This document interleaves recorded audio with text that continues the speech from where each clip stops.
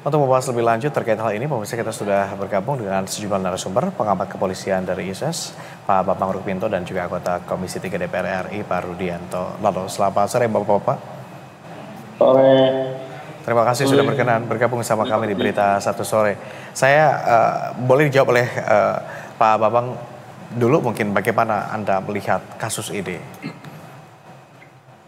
Ya, saya melihat kasus ini mencemarkan nama baik kepolisian, merusak nama baik kepolisian dan memalukan bangsa dan negara kita ya. Bagaimana ketika negara kita sedang mempromosikan wisata untuk ke dalam negeri, salah satunya berbentuk wisata event seperti DWP ini menjadi tercemar akibat ulah dari para personil kepolisian. Bukan hanya 1 atau 2 orang, tapi ini 18 personil gitu. Artinya ini ada kelompok di kepolisian yang tidak memiliki awareness terkait nama baik citra kepolisian. Makanya sanksi berat itu harus dilakukan kepada mereka yang terlibat dalam pemerasan atau pungli kepada para wisatawan asing dalam tanda kutip di sini ya. Makanya memang kasus ini harus segera diusut secara tuntas dan transparan. Bila tidak, ini akan semakin menurunkan kepercayaan masyarakat, bahkan kepercayaan dunia internasional kepada aparat penegak hukum kita, seperti itu. Oke, tadi Pak Bambang ini semakin menurunkan citra Polri, bahkan tingkat kepercayaan masyarakat termasuk juga dunia. Saya mau ke DPR kalau begitu. Sebagai mitra kerja Polri, ini apa catatan Komisi 3 atas kasus pemerasan yang dilakukan oknum? Dan kemudian ini mencoreng nama baik kepolisian Indonesia di mata dunia. Ya, ini sungguh-sungguh lagi-lagi rentetan peristiwa-peristiwa yang merugikan institusi Polri. Kalau selama ini mungkin beritanya nasional, kali ini perilaku oknum polisi ini jadi trending berita internasional karena melibatkan warga negara lain. Dan itu sungguh mencoreng, mencederai institusi Polri. Karena itu kita mendorong agar kejadian kasus ini betul-betul diperhatikan serius ya. Jangan dimaafkan. Pelaku harus selain sidang PTDH nanti pemberhentian, dia harus dimasuk peradilan pidananya. Di situ ada pemerasan dan pungli. Karena ini sungguh-sungguh mencederai citra alat negara kita. Yang notabene polisi adalah alat negara di Republik ini yang seharusnya menjadi contoh yang baik. Bila mana ada tamu-tamu dari luar negeri yang datang di Indonesia, ini malah kesannya membuat peristiwa yang sungguh-sungguh memalukan. Kita di Komisi 3 atensi sekali persoalan ini, dan Komisi 3 baru saja setelah selesai menjalani masa reses, insya Allah setelah libur Natal ini kami kembali berkantor akan membawa persoalan ini di rapat internal Komisi 3. Kira-kira begitu. Oke, tentu ini sudah terjadi dan kemudian sudah menjadi perbincangan di kacamata dunia begitu ya, walaupun ini terjadi di sosial media. Apa langkah selanjutnya yang perlu dilakukan? How to do the damage control akibat temuan ini? Ya, kalau saya, Pak Bambang atau saya ini? Kalau saya sendiri, Pak Bambang, saya ke Pak Bambang. Oh ya, terkait penanganan kasus ini memang harus dilakukan secara transparan ya.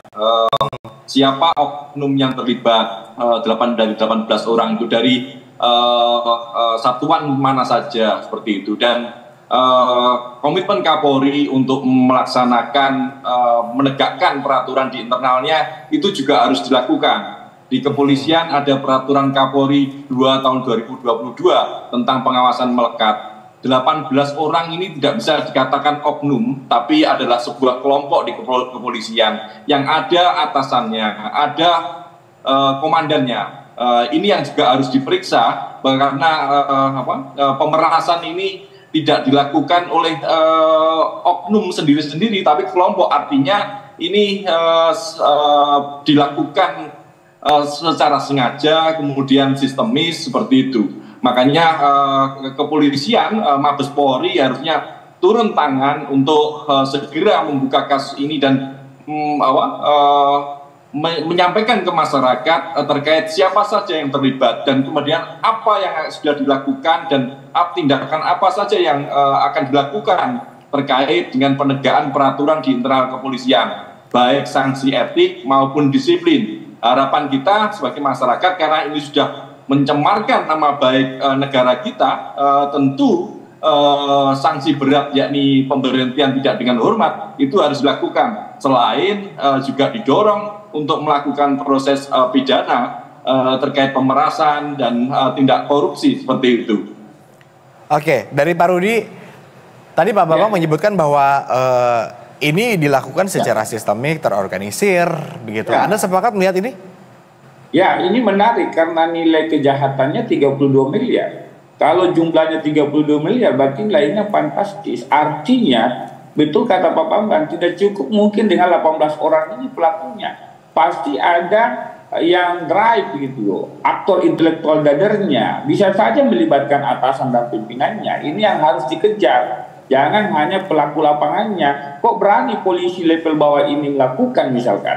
Ya kan, ini menjadi pertanyaan menarik yang saya kira Polri harus membongkar itu supaya polisi-polisi, oknum polisi nakal yang ada di kepolisian ini bisa segera dihilangkan gitu.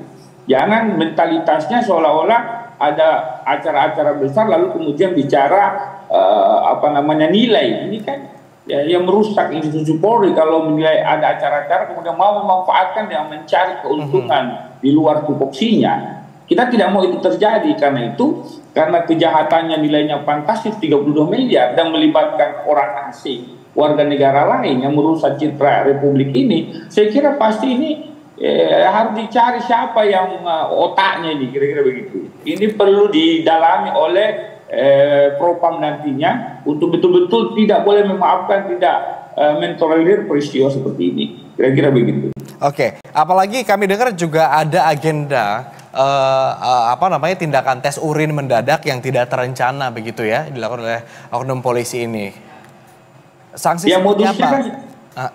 Ya itu yang kita sayangkan, modusnya seperti itu, seolah-olah tes urin lalu kemudian mau positif mau negatif disapu rata kan, dimintai duit. Kan itu yang bagi kita sungguh memalukan, karena bagi persepsi negara lain, masyarakat lain, kok begitu polisi Indonesia. Ini satu orang yang membuat onar, merusak citra polisi secara keseluruhan. Ini yang menurut saya pimpinan Polri tidak boleh memaafkan peristiwa seperti ini. Kira-kira begitu. Oke, sampai di media sosial juga ramai menjadi perbincangan begitu ya, bahwa polisi di Indonesia begitu kerap melakukan tindakan-tindakan atau mungkin ya modus-modus sejenis ini begitu, kemudian menurunkan tingkat kepercayaan masyarakat terhadap institusi ini. Apa yang bisa kita petik pelajaran dari ini, Pak Bambang? Ya, kalau menurut saya ini terkait dengan konsistensi penegakan aturan di internal ya. Karena kalau selama ini saya melihat sanksi yang diberikan oleh kepolisian bagi personil yang melakukan pelanggaran ini tidak memberikan efek jera. Faktanya kasus-kasus seperti ini terulang, dan ini tentu saya melihat ini adalah puncak gunung es dari problematika di kepolisian kita. Kalau ini kasus ini meledak karena menyangkut dengan warga negara asing, tetapi dengan warga negara Indonesia sendiri, tentu kasus-kasus seperti ini juga sangat banyak. Bukan terkait dengan narkoba, terkait dengan judi online pun hal seperti ini juga terjadi seperti itu. Tapi masyarakat hanya saja belum banyak yang terungkap begitu ya? Tidak terungkap karena apa? Dan ini terulang terus karena sanksi yang diberikan oleh organisasi kepolisian pada personilnya ini sangat lemah dan tidak memberikan efek jera. Kalau sanksi yang selama ini berjalan begitu lemah begitu, sanksi seperti apa yang tepat atas tindakan yang sewenang-wenang dan terencana seperti ini, agar tidak ditemukan lagi kasus serupa? Pak Rudi mungkin ada tambahan. Kalau saya harus ada tanggung jawab institusi. Jangan hanya pelaku lapangannya oknum ini. Tanggung jawab institusi itu maksudnya siapa penanggung jawab, siapa pimpinannya, 1 atau 2 tingkat di atasnya. Ketika anggota melakukan pelanggaran, maka pimpinannya harus tanggung jawab. Tidak cukup dengan anggota yang melakukan pelanggaran itu. Minimal misalkan ada kejadian seperti ini, maka pimpinan di atasnya harusnya dinonaktifkan dulu, lalu kemudian propam mendalami peristiwa ini. Ada nggak keterlibatan pimpinan atau tidak? Ya kan, kalau kemudian ke belakang hari tidak terlibat, baru kemudian diaktifkan kembali. Kenapa? Tujuannya agar betul-betul kontrol pengawasan pimpinan kepada anggota itu jalan. Ini yang harus dikedepankan oleh Polri, tanggung jawab institusi, kira-kira begitu. Setuju Pak Rudi. Saya menambahin sedikit, di kepolisian ada peraturan Kapolri. Peraturan Kapolri 2 tahun 2022 tentang pengawasan melekat. Kalau itu dilaksanakan dengan konsisten, tentu ini akan bisa menekan pelanggaran-pelanggaran di internal. Peraturan tersebut terkait dengan pengawasan melekat ini dua tingkat ke atas dari personil yang melakukan pelanggaran itu harus juga diberikan sanksi seperti itu ya. Oke, kalau kejahatan dilakukan berjamaah maka hukumannya juga idealnya juga sama begitu ya. Termasuk tadi apa yang Anda sarankan sampai ke atas di 2 tingkatnya, ini instrumennya sudah ada aturannya tetapi tinggal kita tegakkan saja begitu. Terima kasih banyak Pak Bambang, terima kasih Pak Rudi sudah berkenan bergabung bersama kami. Terima kasih Pak Bambang. Harapan kita sama, tentunya mudah-mudahan kasus-kasus seperti ini tidak kembali terjadi sehingga citra dan nama baik polisi juga bisa terus terjaga, dipercaya oleh dalam negeri maupun juga di institusi mancanegara.